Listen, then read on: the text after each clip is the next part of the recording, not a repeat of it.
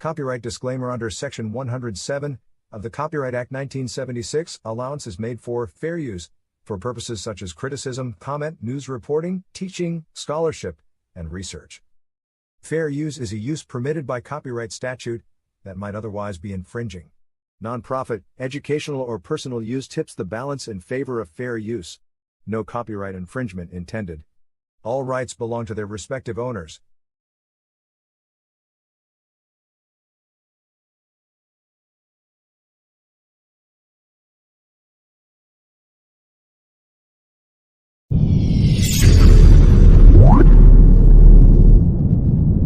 Copyright disclaimer under Section 107 of the Copyright Act 1976, allowance is made for fair use for purposes such as criticism, comment, news reporting, teaching, scholarship, and research. Fair use is a use permitted by copyright statute that might otherwise be infringing. Nonprofit, educational, or personal use tips the balance in favor of fair use. No copyright infringement intended. This is War Cry. We're on the walls crying out for our children, our communities, our schools, our churches, our families. This is War Cry. Welcome to our reality. Gun violence, Chicago, Philly, Detroit, New York, Atlanta, just to name a few. Our black children are dying day by day. This is War Cry. Police brutality. Hands up! Don't move. I can't breathe. Hashtag Black Lives Matter. Hashtag All Lives Matter to Christ. This is War Cry. Drugs, rape, mass shootings, school violence.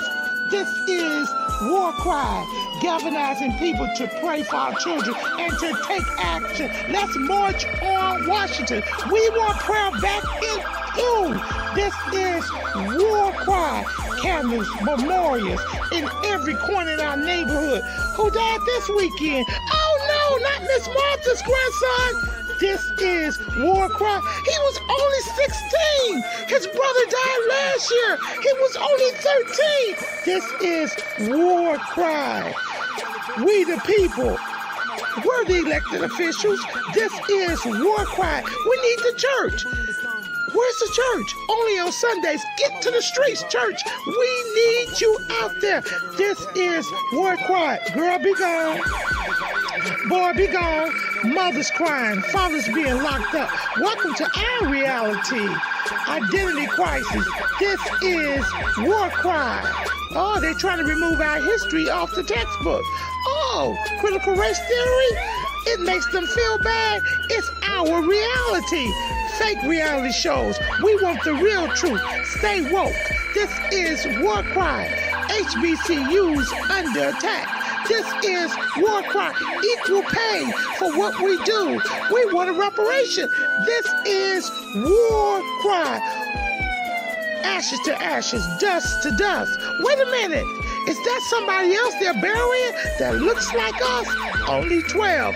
This is War Cry. Oh, let us come together and pray for our young people, pray for our communities, pray for our schools, pray for our churches, pray that the government gives us what we need, a fair opportunity. This is War Cry, home of the brave, land of the free. Who's free? Our men are locked up. This is War Cry. Hashtag mothers against gang violence. Hashtag fathers who love their sons. Hashtag what would Jesus do? This is War Cry. I know who goes before me. I know who stays behind. The God of Israel's army is always by my side. Good morning, good morning. This is War Cry. Yes. And you've tuned in, family, to another exciting show about what's going on in the urban communities. Now, I know there's a lot of things going on. You've been looking at Facebook, Twitter, X. You've been looking at all these things, and you see that the world is like a roller coaster. It's going upside down and all around, from the church to the comedians from the comedians to the music world, from the music world to social media to the wars. We've got so much going on. 2024, the elections, but let us stay focused that this is war cry. And someone's got to consider the children. With everything going on, all this adult talk, no one is focusing on the children. Now, I know that people can say, well, this may not be the popular thing to do, but guess what? This is the Christ thing to do. Someone's got to be on the banner, on the wall for our children. This is war cry for our children. Simply put, they're dying. It's not going to be another generation. I don't even have to worry about it. It appears that you guys are killing out each other. You got the Republicans, you got the Democrat, you got the lame, you got the donkey, you got the elephant. I'm not on the elephant party. I'm not on the donkey party. There is a party I'm on. I'm following the Lamb. And that's the Lamb of God. This is war cry. So we're here on this wall again. We want you to go to our website. We want you to pray for our children. We want you to send the names in. As you can see, we have a prayer wall and we're fighting this battle for our kids and things that affect our kids that we need to talk about. Remember, the news is made in the urban areas. And that's what we're doing. We're making the news. We're putting our children and making them relevant again. This is war cry. We're going to have the engineer put up. I had a flyer that I want to put up about there's a big march going on tomorrow. We're going to Albany. It says that, guess what? We live in communities, not cages.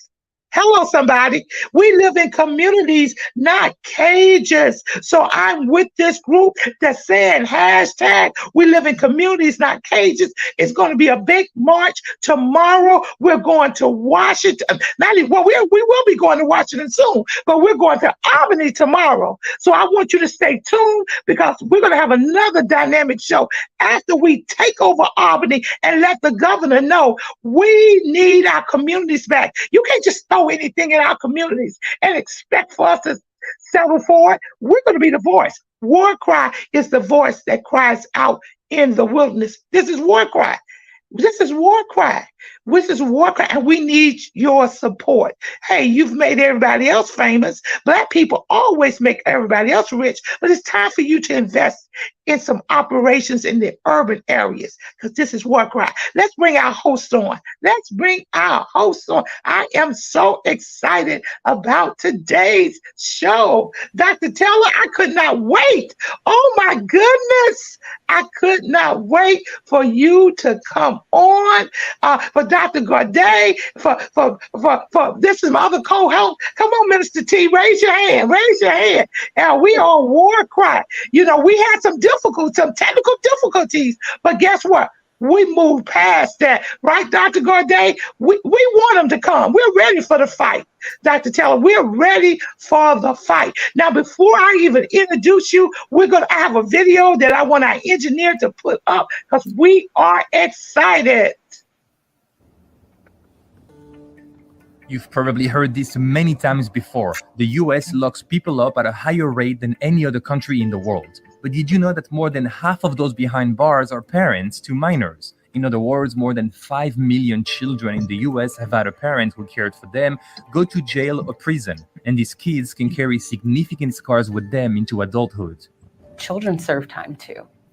So when their parents are incarcerated, yes, the parents aren't the only one who are feeling that effect. Mm-hmm. It is a ripple effect. Mm-hmm. Their families, their kids are feeling that. And not only in the time that they're incarcerated, but for generations. Dr. Nia Hurd-Garrett just published a study describing what these scars may look like. She and her colleagues analyzed national survey data from over 13,000 young adults. 10% had a parent incarcerated during their childhood, and compared to their peers, they grew up more likely to forego necessary medical care, use drugs, and engage in risky sexual behaviors. So if you go from having a mother and a father to working to just one, then all of a sudden you've got a financial strain, and that could plummet a family into poverty.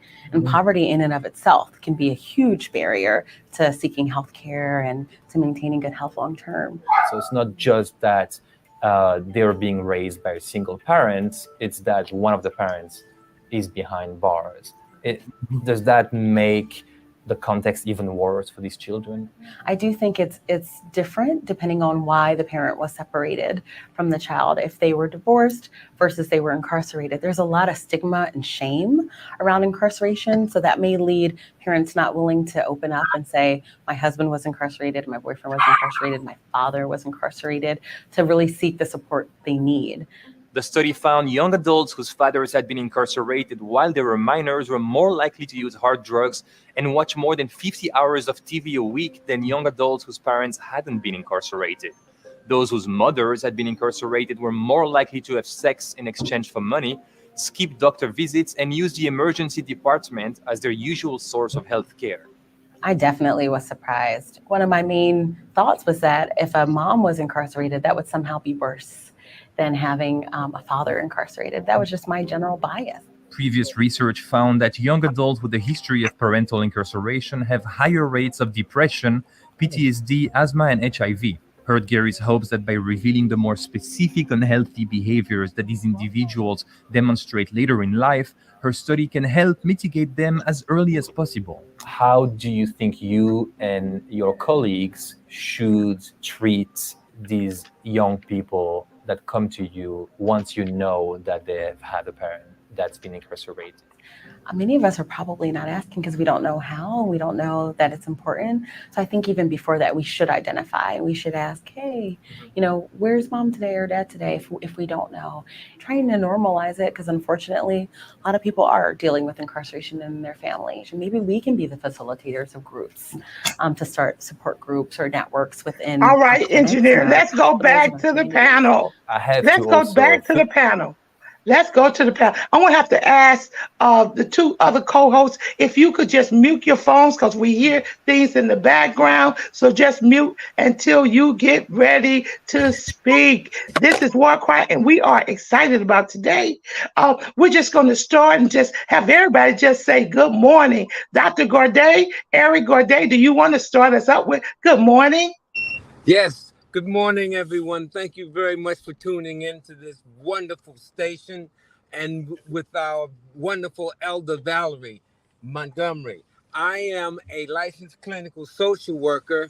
I am working with fathers and fathers forward, and I'm focusing on fathers and sons. And I know that we need to help our Black boys.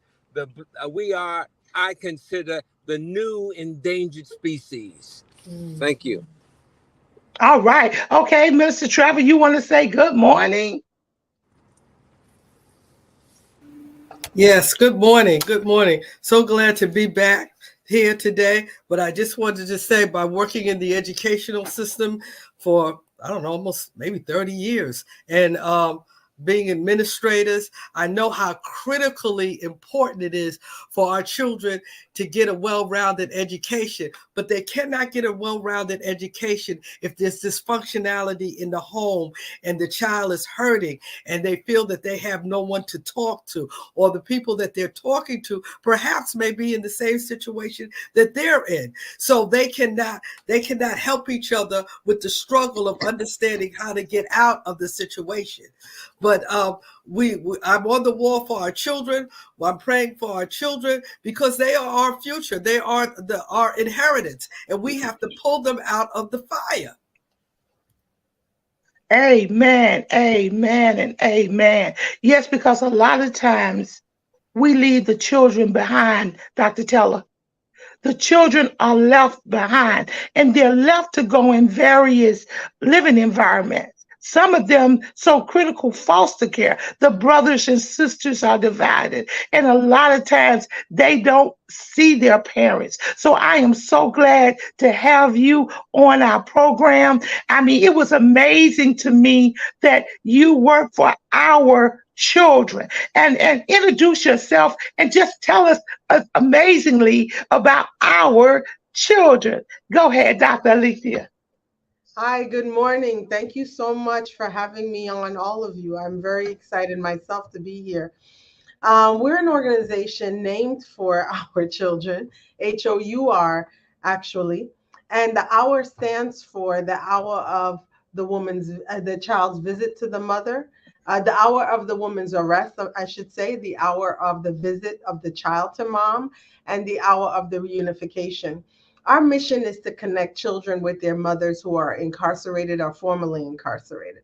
Our goal is to make sure that while that parent is incarcerated, the mothers who we primarily work with, that we will ensure that that child bond with mom continues. And so, one of the things that sometimes we don't maybe realize how much those hours that are taken away from the family are so important. And so that's why this organization was named for HOUR, so that we can highlight the hours and how important they are to ensure that we instill that family bond and that that connection remains. Now, before we go on, I just want to say I was so, when we met, we were like, oh my God, our children and HOUR. And I was amazed with that. I'm just amazed with that whole way that you guys are looking at things, because the hour that our children are separated from their parents, that pain, the hour that they pulled away, the minute that they know that their mother or father won't be back, I don't want to. That's a tragedy, a trauma that sometimes stays with them for the rest of their lives. For the Absolutely. rest of their life. Speak to that a little bit. I know you're advocating to get parents and children connected again, but now do you also, in your advocating, do you also have the children immediately go to therapy? I see we got another host on. Hey, Pastor Cherry, how you doing? Praise for God bless each and everybody. I'm fine, thank you. Yes, yes. I thank you for joining us. Now we're talking to Dr. Lita Taylor. She's telling us about children and her organization and how they feel about how the children feel and how they try to bring them together. But before we go on, just introduce yourself and what church you go to. Say good morning to the audience. Good morning, everybody. Good morning. God bless y'all. My Good name morning. is Tyrone Cherry. I'm from God's Glory Ministry out in Queens. Amen. Amen. And we're talking about children that are incarcerated or have had parents incarcerated. Now, before we go on, does anyone here know of anyone that has had a child that the parent has been incarcerated? Does anyone know of anyone? Okay, Dr. Gaudet, tell us a little bit. Well, I don't want to call any names, but I am working with Fathers Forward Incorporated. One of our wonderful consultants was in prison for 24 years, and he has 5 children. And what we are trying to do is to work with him and those children, but he has tremendous resources. Now, he has his own group, and most people would frown upon his group. Most of them have been in prison as well.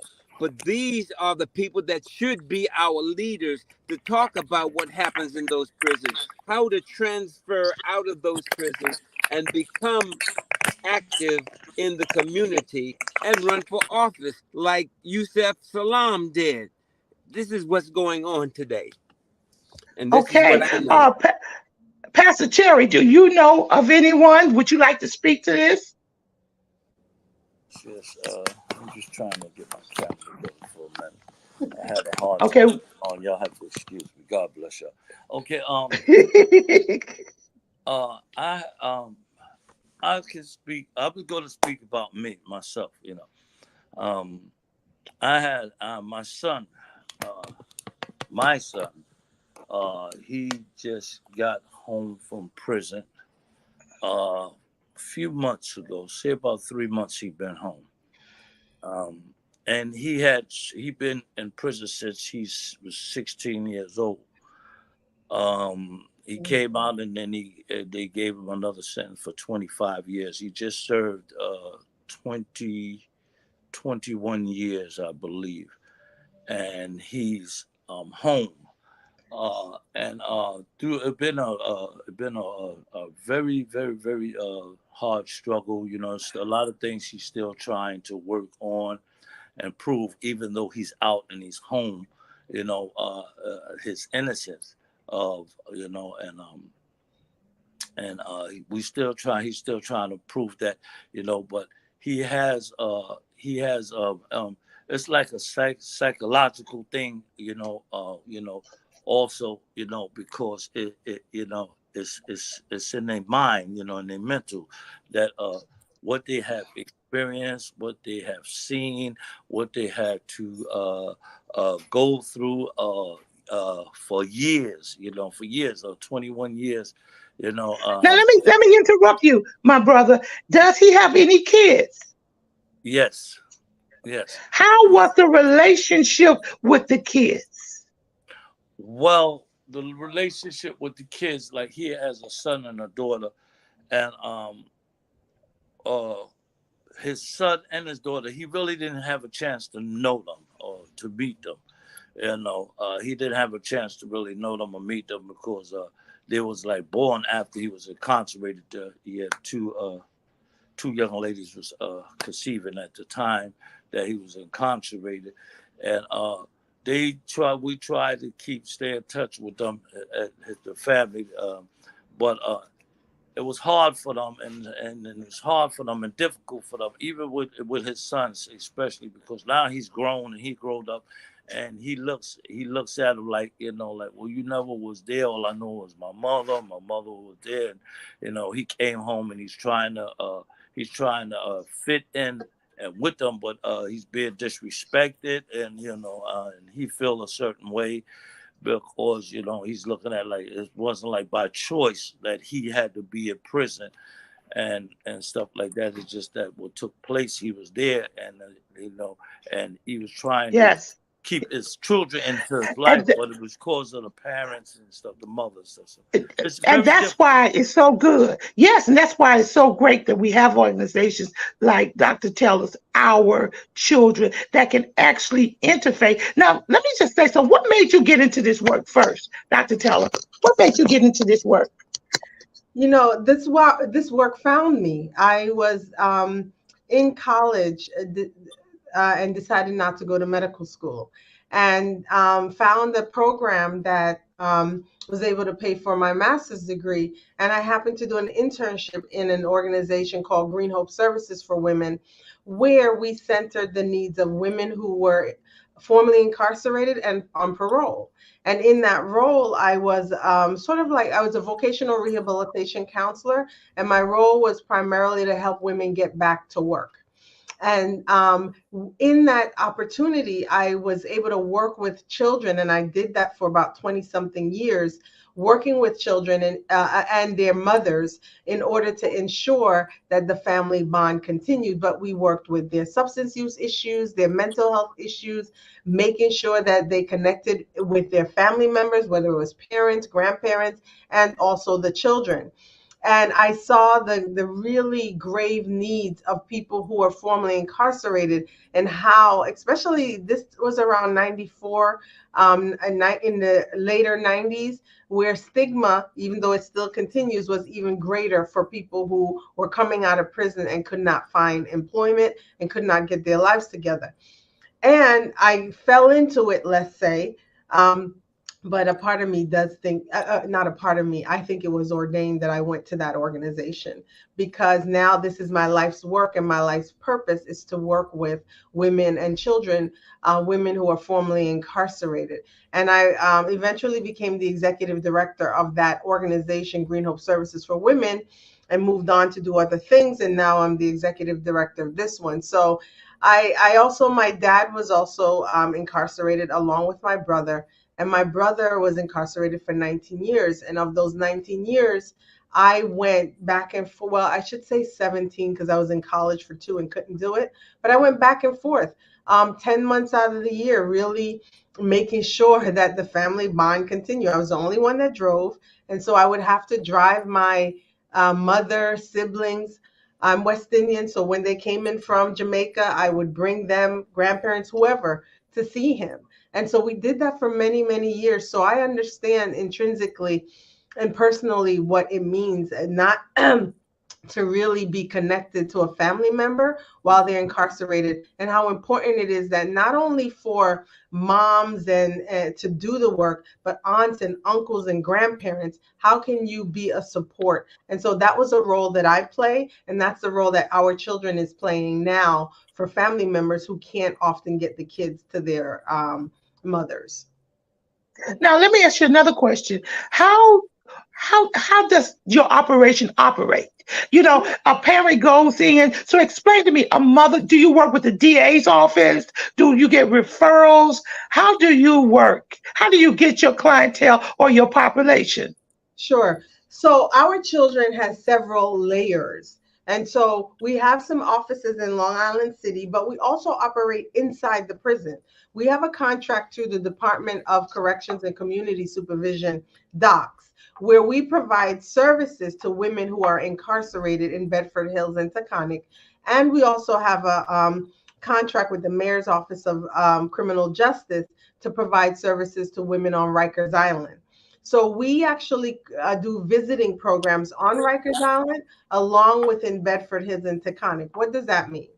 It means that there are parenting centers in Bedford Hills and Taconic. We operate those. And so the women are as a captive audience because they're inside the prison. And so what happens is we have people who are incarcerated that are actually our staff members as well. So we have an office, and about 4 incarcerated women work for us along with regular civilian staff. And we are in the prisons and we talk to the women as they come in about who we are, what are the services that we're providing in the prisons, and how we can help them. One of the primary service is teaching parenting from behind.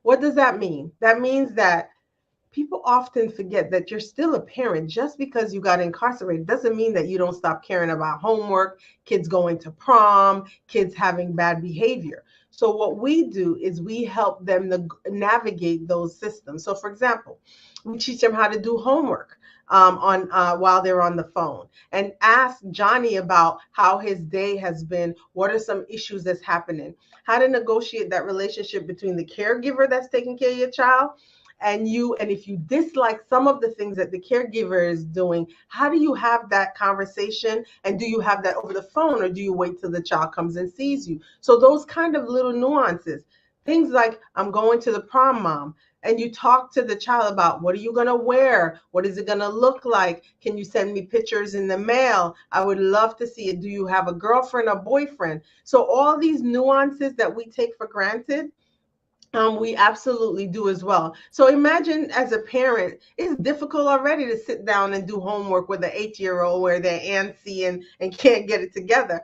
But you're doing this as a parent on the phone while you're incarcerated. And we're teaching you the type of questions to ask. The other thing that we do that's so important is we make sure that the child visits mom. So we have a program that we have we have host parents, people that live in Westchester County. And what happens is that they host kids overnight for several nights. So we have 10 kids, and the kids are anywhere between 5 to 17 years old. We get permission from their caregiver to go and pick them up and to bring them to the prison and to bring them to these host families who we've known many of them for many years.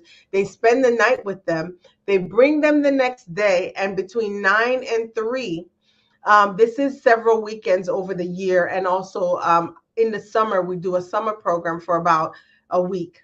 And what happens is from 9 to 3, they're engaged with their mother. They're having games, activities, food, treats.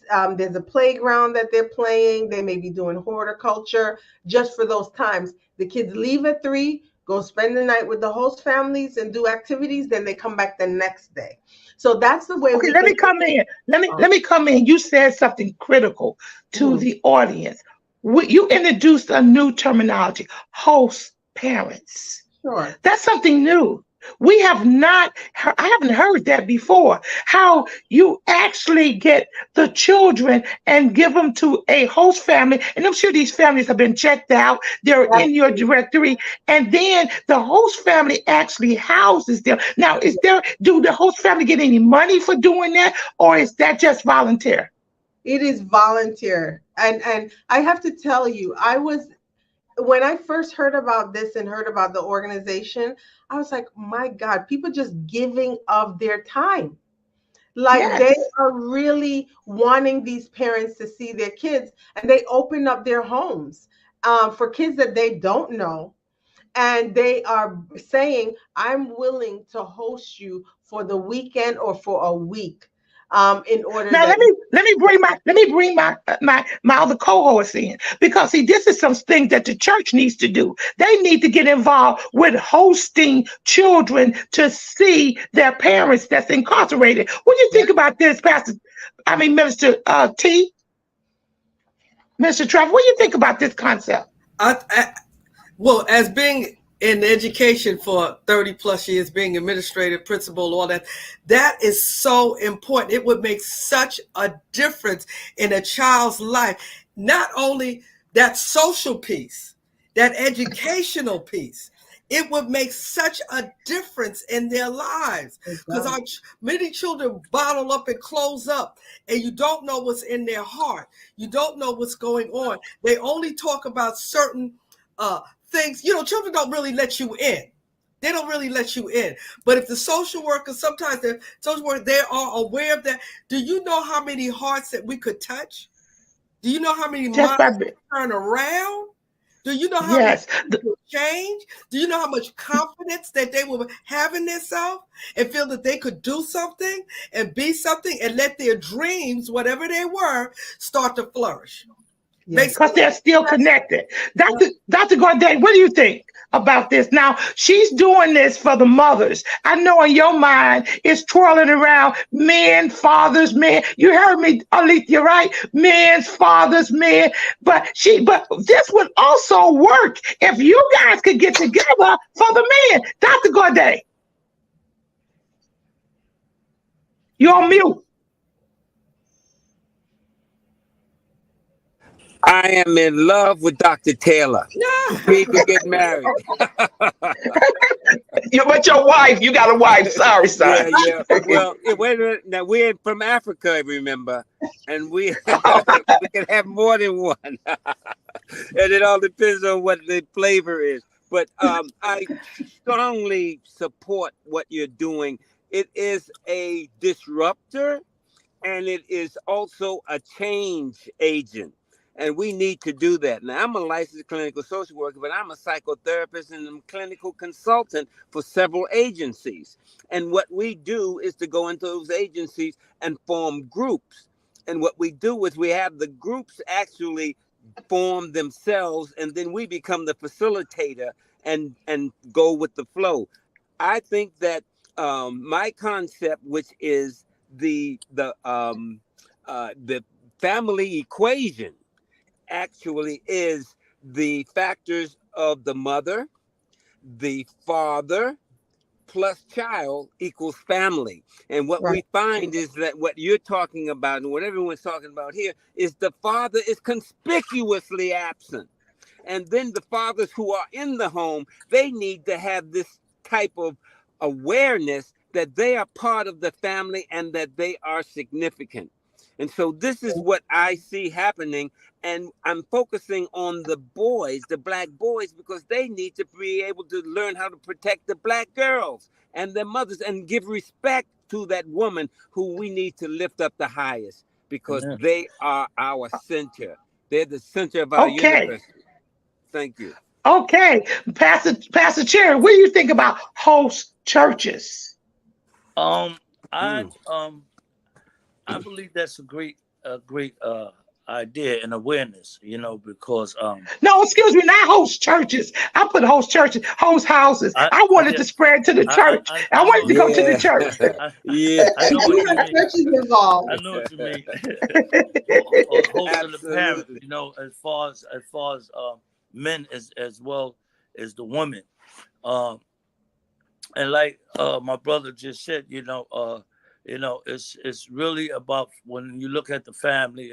It's a great what it's great what Dr. Teller is doing, everything about for the women, but it's great when you can include the men in, because uh, let the men in and as fathers, and it gives them the opportunity, to and awareness, to be a father and how to be supportive of a father and what assets they might have or need to help them to grow into being in a relationship with the children, with the kids, with the mothers and the children, so where they can learn how to operate. Because some men, which is true, don't really know how to need help and guidance. They really don't know how to be a father. Absolutely. And a lot of them we have to look at, because we men, they need help and support themselves because of how they was bringing up, how they childhood was, and they might have been a child of something that growed up. You understand, that been through a lot of harsh things in their life, and no, maybe one parent, maybe no parents. Some of them maybe could have been in foster care, whatever, and some of them could have been abused and misled and all kinds of different things. So it's like, it's like, okay, Pastor, I'm gonna give you an offering. Okay, Pastor, I'm gonna give you an offering. You don't preach your sermon. Thank you.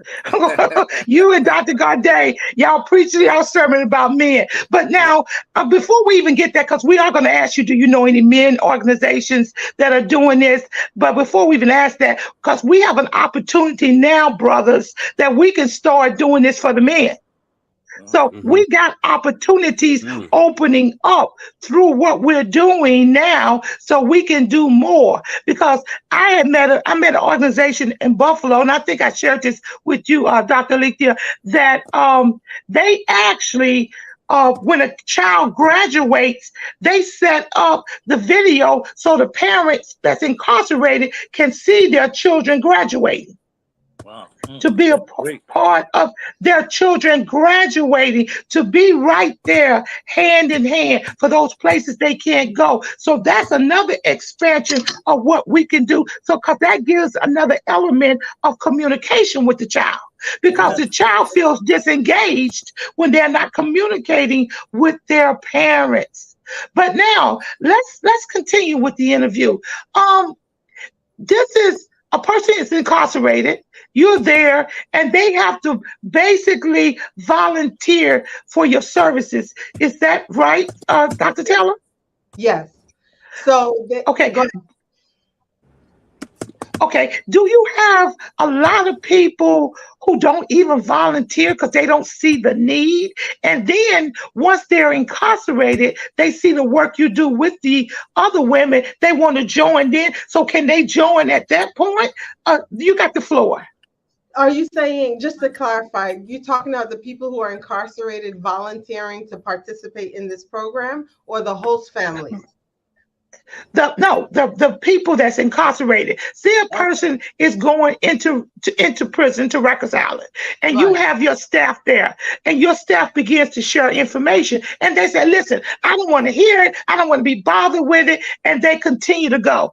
But then somewhere along the way, within the next 3 or 4 months, they meet somebody that has interfaced with your program. Can they still join? At any time. So a woman, sometimes we have women. So let's take like Bedford Hills Correctional Facility. There, it's a maximum prison. So they're there for 5, 10, 15, 20 years. I have a mother who, for the first 10 years, she said that she was, her words, out to snacks, that she didn't care because she knew she was going to be in this for a long time.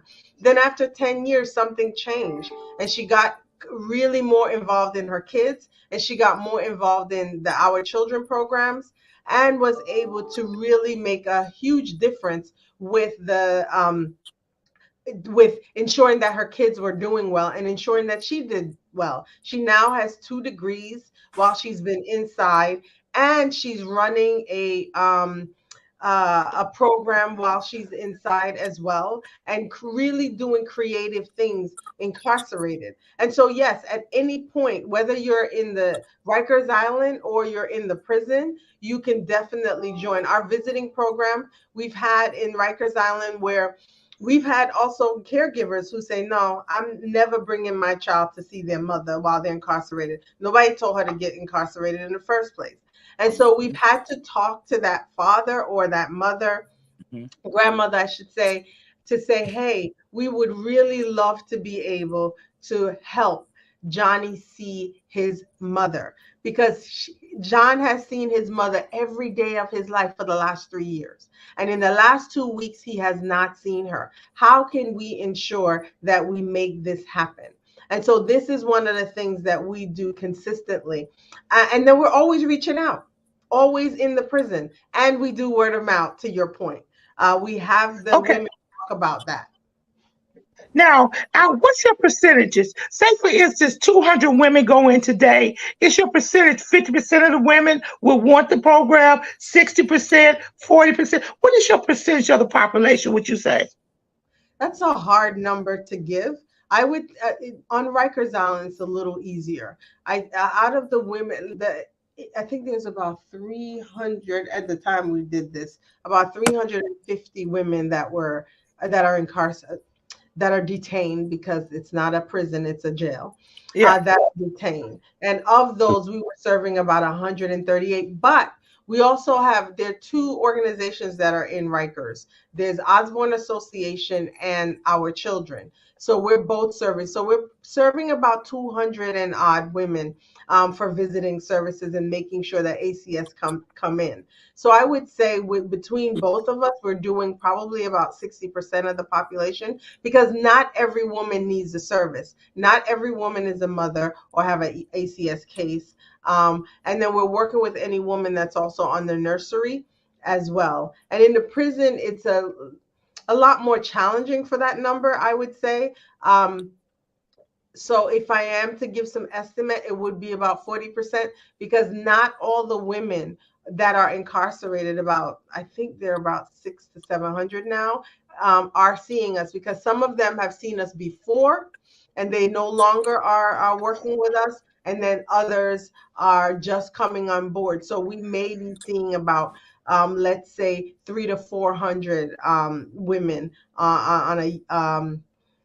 I would say on a yearly basis for that. And not only, supposing we have women that go in and they are not as literate as they should be, because this new breed now have all this different type of education. This math is off the hook, the English and stuff. When we were in school, it was phonics. Now they're looking, well, what would you do? Do you tutor them, or do you have someone that can help them as well, so that they can help their children with the math, with the new math, the English, the algebra, all that stuff? Well, we're serving primarily the women who are incarcerated. So what happens is that there are programs that are already in the Department of Corrections that's not necessarily run by the organization, Our Children. And so those women are working with those particular Department of Corrections and Community Supervision staff members. And those particular staff members are educators that they're doing their GED, adult basic education, and also colleges are inside the prison as well. So like, for example, Columbia University is doing a financial learning and sustainability course while they're incarcerated, and then they can get their BA and master's degree from other schools. So those programs are not necessarily Our Children's. Those programs are separate, but we coordinate and communicate, collaborate, seeing the same women all the time. And though, if there are issues and the women need it, we will figure out how to help them get tutoring services. Now, the kids, we have services in Long Island City. And so in Long Island City, when a woman comes out of Rikers or she comes out of Bedford Hills, we provide transitional and permanent housing. And so in that time, if she has a child, say We have a woman now, she has a 7-year-old. That 7-year-old can go to our after school club. And in that after school club, yes, we will help them with the new math and preparing them for their tests and exams and so forth, because after school they come to us and we have teachers that are working with them. So that's where we really address the kids in Long Island City. And you know what? I salute you because, see, you're working on both sides. You are helping the kids and helping the parent as well for sustainability. And guess what? When they come out, they are better at being who they are. And that's a great thing. Now, I'm going to ask a question. I got to ask two questions. But the first question is, tell us about when a woman goes in that's expecting a baby. How does that work? Sure. So when a woman goes in, she can apply to, sometimes they're put in the regular, so this is prison. So sometimes they're put in the regular population where they are with everyone else. And then they apply to go on the nursery. And not every woman is taken on the nursery. They do look at your offense. So if you have a child abuse or some other offense that's affecting children and arson, you more than likely may not go on the nursery. And so when you do go on the nursery, and so let me just give you a visual. There is regular population of women that are living together. And then there is a nursery that's a separate floor that has only women that have kids. And they have a center where they go and they'll sit with their kids. They have games. They have a television that they're watching with the children so that they have stimulating visual videos. They also have a small horticultural program. And then we have a nursing manager along with a doula services that were provided as well, and nursery education and lactation education as well. So we're providing all these services for those women. They're on the nursery and they stay for a year anywhere up to a year and 6 months, and they have to be approved to stay longer than a year. And they're living. Now, let me cut in. Are you saying that the pregnant mother, after she gives birth to the child, can keep the child up to a year and a half? Yes. The max. Okay. The max is a year and a half. Okay. Now, this baby has to go into social services or has to go into a guardianship care. Do you guys help with that? Absolutely. So in the past, we haven't had to do it in the last several years, but in the past, we've had moms come home. We've had babies come home to us, where we'll have staff members who will say, hey, I'm a foster mother and I will take this child and I will hold the child, care for the child for several years. We had one mom that did it for 4 years and the mother came home and the mother and child is now being reunited. And so we've had that happen. The way that we were born is by nuns were raising kids that were of parents who were incarcerated. That's how this whole thing started with Sister Tisa and Sister Elaine Roulet. Sister Roulet said, hey, there's a mother that was going to go into prison, but her child can't go into the system. I need some nuns to help me raise the child. And this is how they got started. And so, so we have that opportunity. We try our best to make sure the mother doesn't go into the system. So working with the Department of Corrections, we will look for guardianship or any other opportunities. I'm not saying that they're not kids that go into ACS, because that does happen. But from the beginning, we're working with that mom to say, hey, if you're not going home in a year or a year and a half, who can take the child? And let's figure out how to develop that relationship so that the child does not go into the ACS system, because that's not where we want our kids. Okay, let's come in. I want the host to come in. Minister T, come on in. Dr. T, come on in. You have any question? I'm not you, Pastor. Not you. I'm talking about Minister T right now. Dr. T, come on in. Trevor. Yeah. I did think about a question. If you had a child that was an older child, 13, 14, 15, they had been visiting mom, and all of a sudden, something happened, that child became angry, and they said, I don't want to visit mom anymore. Have you had a situation like that? Absolutely. What do you guys do when things like that happen? So we've had situations where the social worker that's a civilian that works inside the prison, she will talk with with that child. So she has gone out of her way to go and see the child to say, "Hey, what is going on? Let's talk about what's going on with mom. Let's talk about what's going on with you.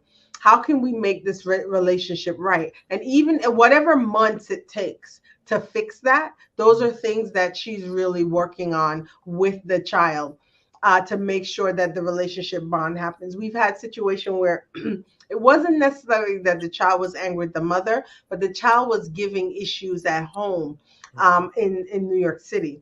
And then she became homeless. She didn't have clothing and so forth.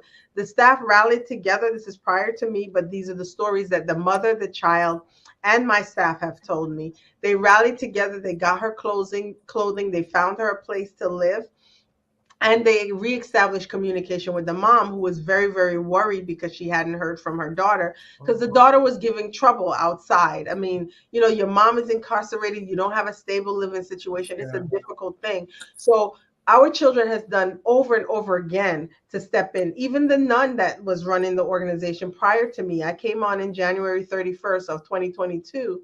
And that particular nun was also one that would step in and say, "Hey, I need to figure out how to help this child. Can we put this child up in our housing for a short time until we figure out a place that she should go?" Those are the kinds of things that we do it. That's a wonderful thing, just a little bit more. That's a wonderful thing about us not being licensed by the Office of Alcohol Services or all these different places, because we get to operate the way that we want to. As long as we're operating legally for the children, in the interest of the children and the mother, we get to say, "Hey, we can take you in, we can have you live with us, and we can connect you with the right services that you need and still maintain a relationship with your family."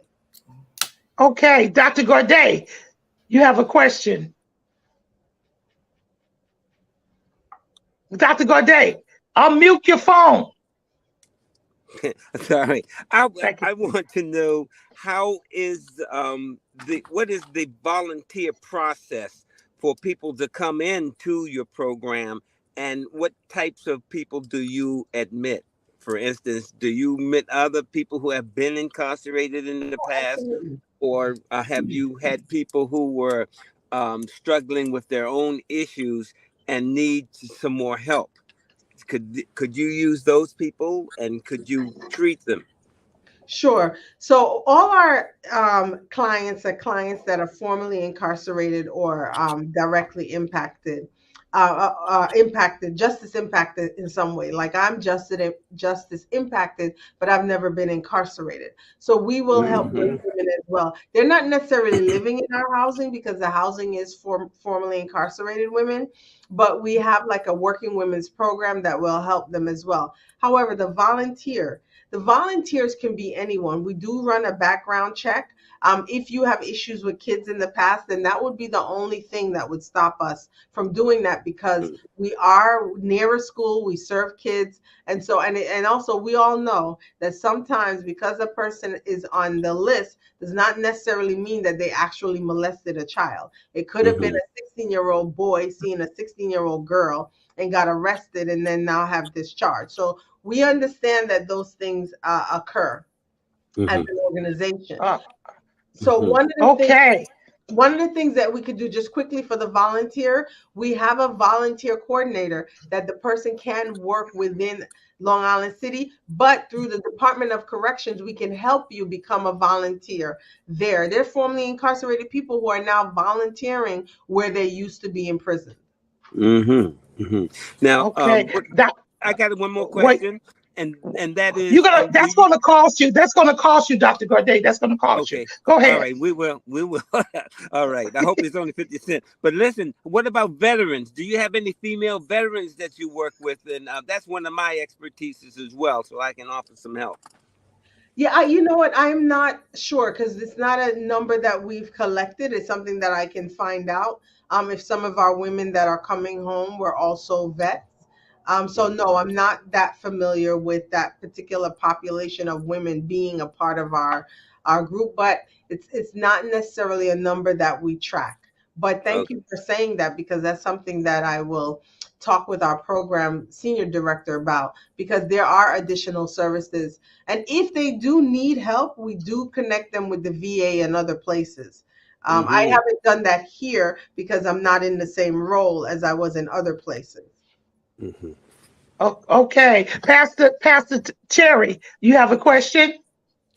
You were saying, like, I believe that it all started out like with nuns helping out the mother, with the children and stuff like that, and they did it for like about like the child can as they pregnant and they conceive, have the child, they can stay like for a year and a half with the mother. Now, when they're in prison. Yeah, in prison, right. But after that year and a half, I mean, because like there's some of the mothers like that like when they come in, some of them like or like have to be like rehabilitated or drugs, or do they have like children that's affected with certain things, like drugs, AIDS, or whatever? Do they have people to come in and help these children, to be get them the help that they need? Absolutely. So some of our children have, not children, some of our mothers have substance use and mental health issues. So we do provide those services while they're incarcerated. That's provided through the Department of Corrections. And we have a social worker that can also meet with them to discuss their trauma. Now, when they're down here, we have social workers, we have licensed child therapists, along with rehabilitation counselors and our employment counselors, let's say, that's also working with them so that those needs are also met, and we're working with them on the trauma. The great thing about our children is that 30% of our population are also formerly incarcerated. So these are formerly incarcerated. Some of them are kids of women that were incarcerated, like our child care director. She is a woman of a mother who used to work with us and still lives with us, who was incarcerated. She was a child of this person, and now she is a staff member and lives in our housing. So it's a really unique mix where people are living in our permanent housing that were formerly incarcerated, but they're also working for us. And they're also housing specialists and all these other positions. So the good thing is that you're really working with a person that understands your background. Yes. And so that child, yes, that's critical. That child has lived experience because her mother was incarcerated. Now she's giving back to these children who are children of people who are incarcerated. That look that's like critical. Them. That look like that's critical, because you know what? We don't need people working with our kids for sympathy. Right. Just because it's something to do. We want people who are working with our kids that care about our kids and have similar like experiences that our kids are sharing. We don't want people working with our kids that say, "Oh my God, your mom was in prison. Oh, well, let me help you, little poor thing." You know how they feel. Come on, let's tell the truth. Let's tell the truth. And they want to make our kids some project, some sympathy project. So at the end of the year, they can put it on their resume and say, this is what they did. We want people working with our kids that love our kids, that want to help our kids, and that won't turn their backs on our kids, because our kids are used to rejection. They're used to rejection. And one of the things they're used to rejection. Go ahead.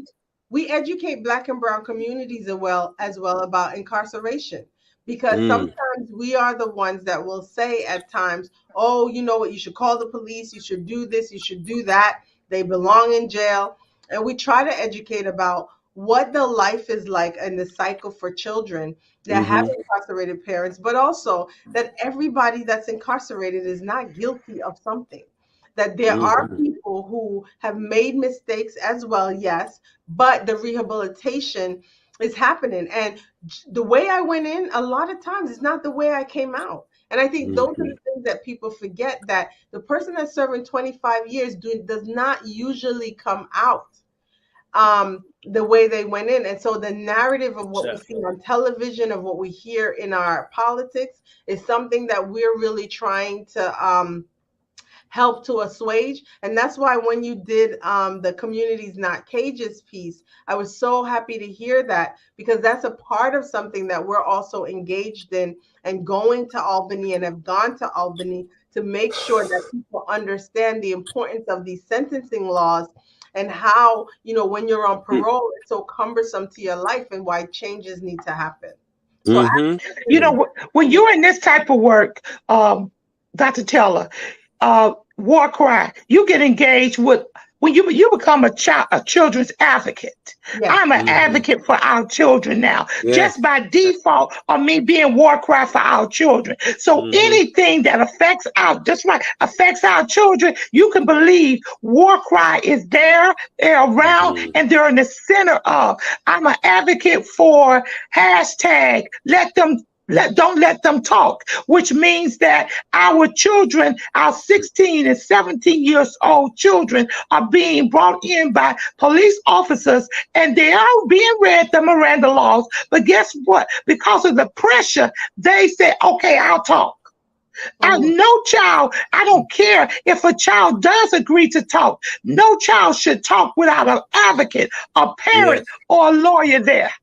Period. So I am an advocate for that. I'm an advocate for our communities are not cages. See, the work that God has given us is to be the voice in the urban area. And I thank God for that. But before we even get off on war cry, I need to get some more information out of you. What happens when a parent gets locked up?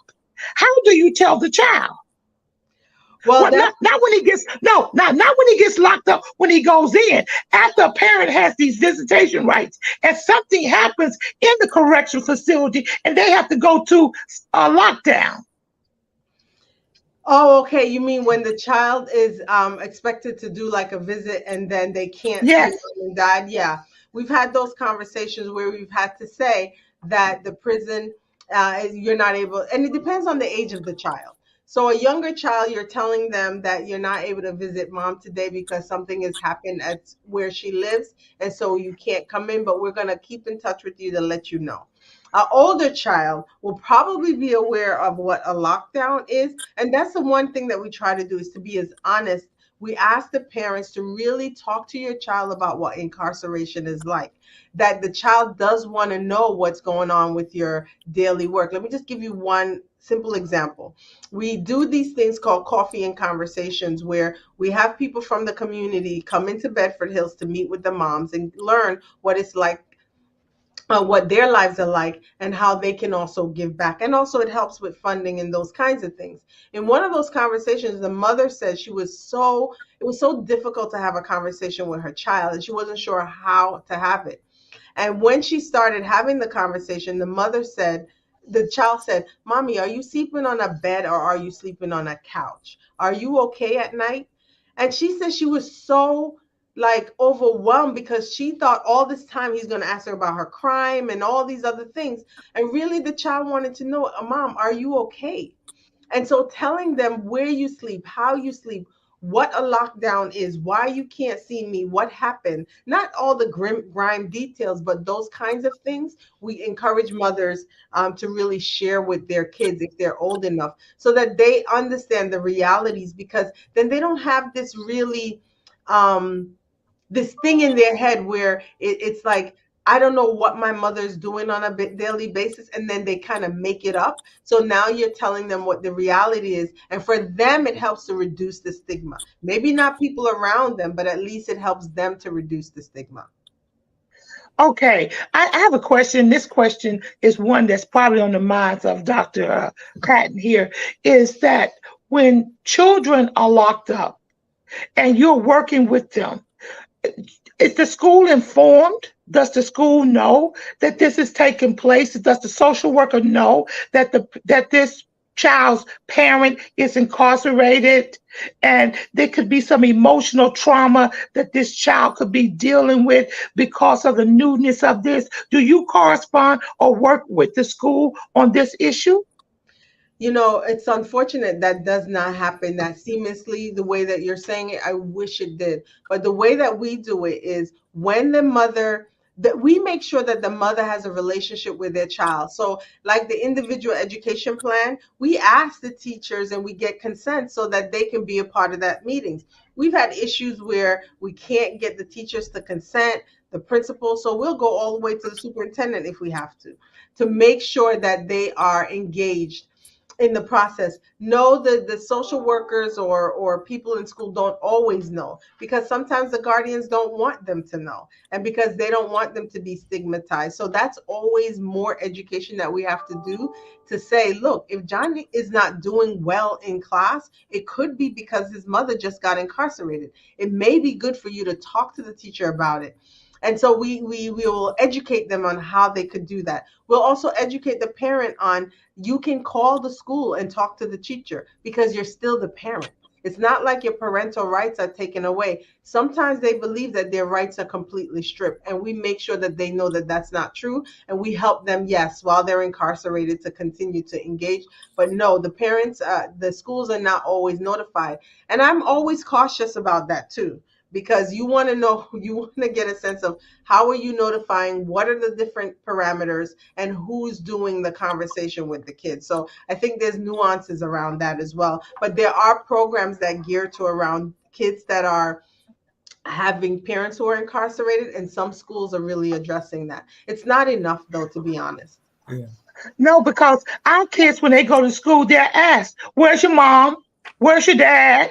You know, why are you living with your grandmother? Why are you in foster care? And a lot of the foster care homes, I realize they are foster care, but a lot of the foster care parents actually tell the kids to tell them that we are your guardians. But a lot of kids don't even want to say foster care because it shows a disconnect from their real families. So that's a trauma that they deal with. Now, the other thing is the follow-up. Say everything is good, the parent is connected to the child, it's time for the parent to leave, the parent comes back into the mainstream.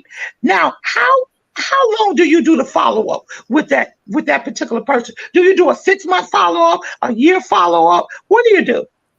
Well, if a woman comes into our program, which many do, meaning that they come down to Long Island City and they live with us, then they're with us for as long as they want to be. So many of our women, there's no deadline that you stay a year, 2 years. You stay for as long as you need to be, and we help you with housing.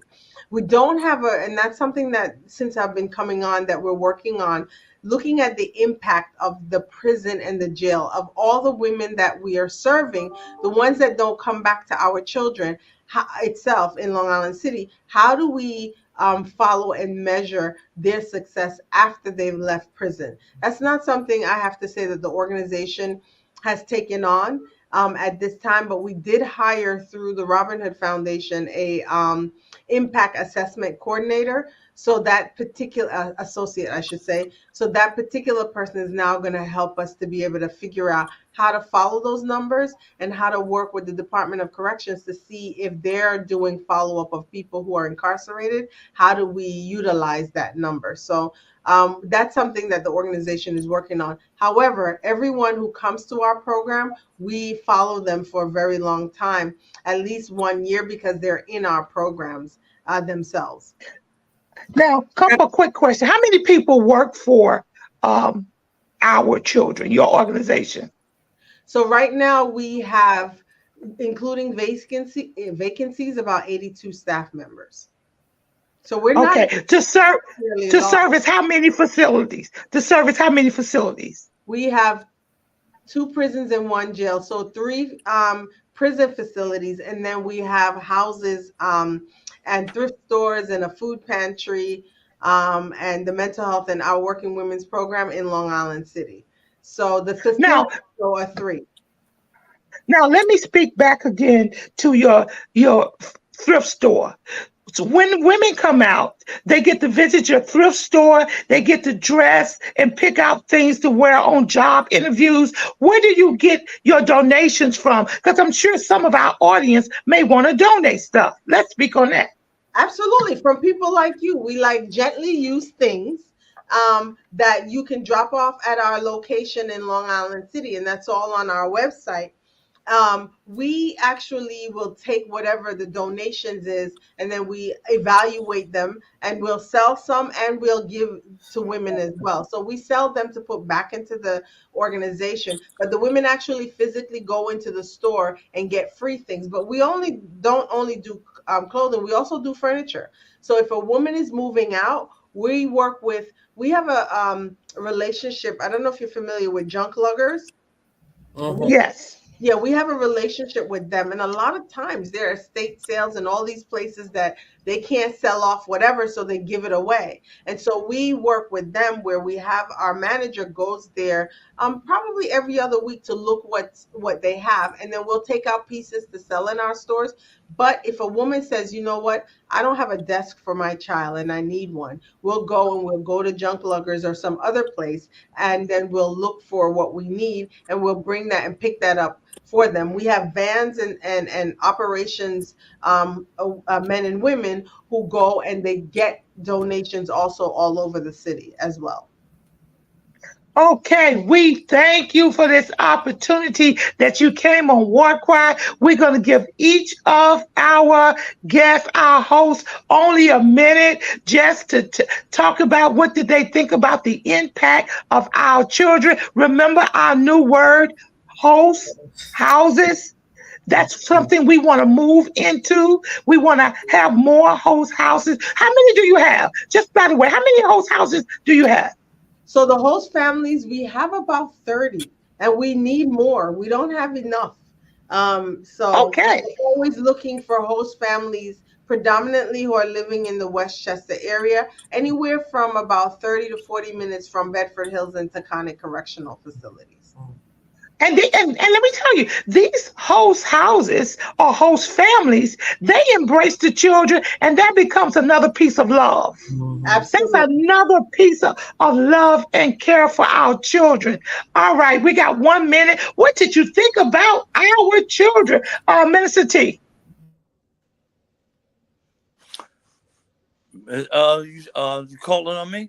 No, not you, Pastor. Minister T, Minister Trevor. Trevor? This is a wonderful program.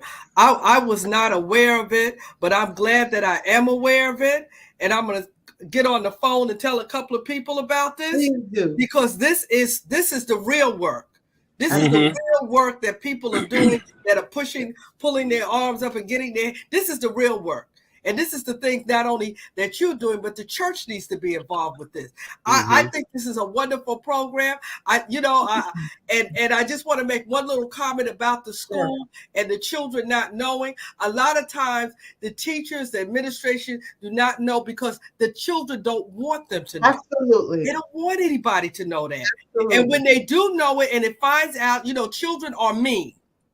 And things come out and children are mean. And then the administrators got to put her foot on it and stop it. But this is a wonderful program. And I will be taking my stuff down to you guys and dragging my little stuff down to you guys. I'm going to get the instead of taking it to that bin, don't take it to the bin no more. No, I'm not. My daughter has stuff here that she doesn't even wear. Disgusting. I'm going to take this stuff down here to y'all. I'm going to pack it tomorrow. Please do. Including your fur coat and all your African attire. All right, let's not go crazy. I thank you so much. This is wonderful. And she's a co-host. That's Dr. Patton. That's Minister T. We are happy to be here to find out. Okay, Dr. Eric Gorday, my main brother. What do you think about? I know it wasn't for men, but what do you think? Hey, yes, it was for men because we came from you. All right, so don't forget that. All right, now, it's excellent. It's all this, but this is needed, Dr. Taylor. This is what we need to grow on. We need to have more organizations like this. You are overwhelmed, so now somehow we got to get to help you. Yes, I have some furniture. I got about 3 storage houses that I'm ready to get rid of. All right. I'm ready. Okay. They got a lot of stuff now. Okay, but listen, this is a blessing. that this is spiritual. This comes from the heavens, and Agreed. I just welcome you. I embrace you, and I want to help. So I need to know your address. Okay, I'll let my wife know too. All right, but I need to have know where I can come. Okay. Absolutely. A Taylor at ourchildren.org. We'll put it in the chat. We'll Yes. put it in the chat. We'll put it in the chat. All right, Pastor. At you, Pastor Cherry. Okay. Yeah. I think this is marvelous. This is great. This is like beyond things that we need to have and we need to know. As far as the children, the women, and as we also talking about introducing the men, into things, and the men getting involved into things, also as well as the with this thrift shop, that I'm hearing at the end of this. This is great. And when they said the clothes and stuff, because I do a lot of ministry giving out clothes, and I have a lot of things with furniture and stuff. I just do a lot of ministry, with clothes, feeding, food, and stuff. So I would like also to, I know Elder Montgomery said it'll be in the chat where we can get the information, and you will be hearing from me. And I too is one that would love to help. I think this is a great thing and a great start, So and I can also I'm doing it for men. I applaud you. Hey, what did you say? Dr. Taylor? I can also let you know some of the things that are happening for men who are incarcerating around visiting their children. Okay, oh, that's what. Look, they shaking their head now. They shaking their head now. This is so wonderful, and we're going to do everything we can to support you. We stand behind you. We're going to donate. We're going to do whatever we can. We've got somebody scheduled to come on from the Osborne. We had Fortuna. So we're our partners. You're part. That's right. Let me tell you something. It's about us. It's about us and getting the information out to our people. It's about helping everybody. But we have not been having this information in such a long time. True. So we didn't take advantage of it. But now we're going to take advantage of it. This is War Cry. It's the urban mouth for our children. Mm-hmm. It's the urban mouth. It's not the Huntsville wives of reality shows. It's not all these people on the O. It's what we need in the valley. See, we're valley people, and the valley people need help.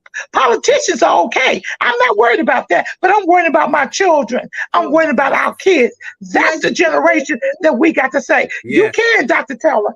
I want to just thank you all so much also for having our children on, along with the work that you're doing, because the work that you're doing about, with crying out for kids, I think that a lot of times the voice of the kids gets stifled. And I'm so enamored of organizations always that continue to talk about Black and brown kids and their issues and their needs, and that the kids are being seen and who are growing up in poverty. And that's how I grew up. And I'm grateful to God for where he's brought me. And so I now do work that I can give back. And that's the same thing that you all are doing the work to give back, because some of the work are in our lives with our family members.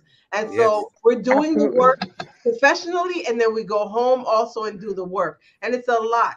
So the other thing that I encourage is that while we're doing the work, that we teach our own kids and we teach the staff, is that make sure that you take care of yourself.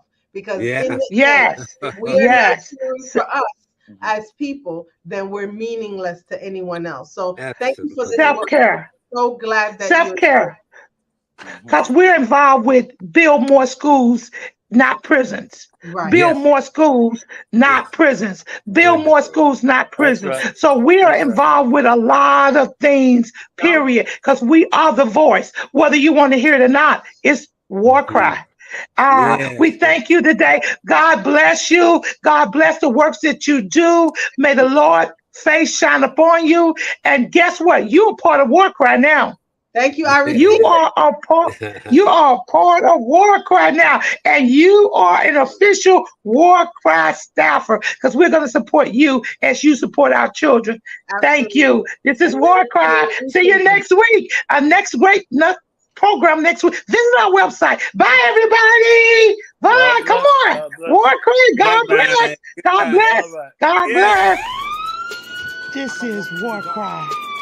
We're on the wall crying out for our children, our communities, our schools, our churches, our families. This is War Cry. Welcome to our reality. Gun violence, Chicago, Philly, Detroit, New York, Atlanta, just to name a few. Our black children are dying day by day. This is War Cry. Police brutality. Hands up. Don't move. I can't breathe. Hashtag Black Lives Matter. Hashtag All Lives Matter to Christ. This is War Cry. Drugs, rape, mass shootings, school violence. This is War Cry. Galvanizing people to pray for our children and to take action. Let's march on Washington. We want prayer back in school. This is War Cry. Cameras, memorials in every corner in our neighborhood. Who died this weekend? Oh no, not Miss Martha's grandson. This is War Cry. He was only 16. His brother died last year. He was only 13. This is War Cry. We the people. We're the elected officials. This is War Cry. We need the church. Where's the church? Only on Sundays. Get to the streets, church. We need you out there. This is War Cry. Girl, be gone. Boy, be gone. Mothers crying. Fathers being locked up. Welcome to our reality. Identity crisis. This is War Cry. Oh, they're trying to remove our history off the textbook. Oh, critical race theory? It makes them feel bad. It's our reality. Fake reality shows. We want the real truth. Stay woke. This is War Cry. HBCUs under attack. This is War Cry. Equal pay for what we do. We want a reparation. This is War Cry. Ashes to ashes, dust to dust. Wait a minute. Is that somebody else they're burying that looks like us? Only 12. This is War Cry. Oh, let us come together and pray for our young people, pray for our communities, pray for our schools, pray for our churches, pray that the government gives us what we need, a fair opportunity. This is War Cry, home of the brave, land of the free. Who's free? Our men are locked up. This is War Cry. Hashtag mothers against gang violence. Hashtag fathers who love their sons. Hashtag what would Jesus do? This is War Cry. I know who goes before me. I know who stays behind.